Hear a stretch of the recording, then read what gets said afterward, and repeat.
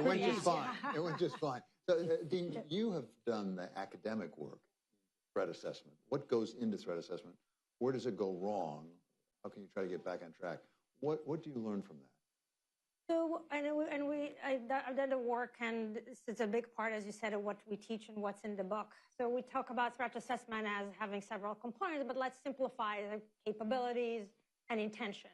My first book was, what are the common biases that policymakers, exist when policymakers try to understand the intentions of an adversary? And what are the common biases that the intelligence community make? And we see this pattern again and again.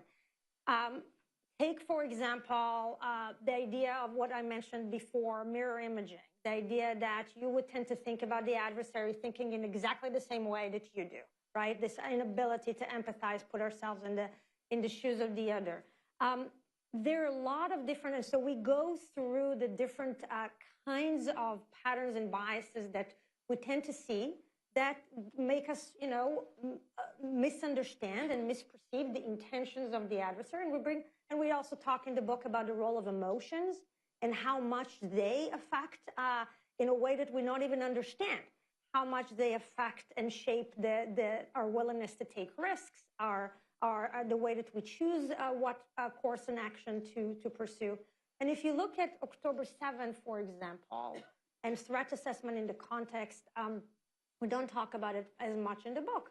But obviously, as we all know, these are exactly the same pattern of behavior and biases that the Israeli intelligence and policymakers failed because it was a set of, or a conception or a set of beliefs that nobody questioned, and we can go on to why nobody questioned it, that repeated itself, exactly 50 years after the previous major intelligence failure of 1973.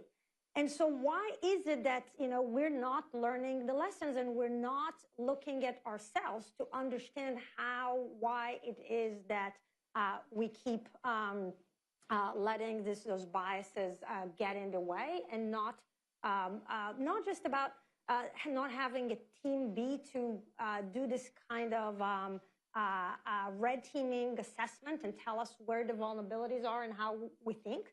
But the process, there's just not enough of a debate about the underlying, the fundamental assumptions that are all, our foreign policy is built upon. And that's what happened in Israel. It happens in the United States repeatedly. And that's when we are asking our students at the end of the class to write a postmortem as a group. Take a decision.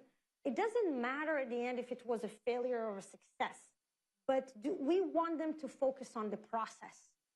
Do we see the kind of debate, the kind of discussion, the kind of examining and re-examining our assumptions and beliefs?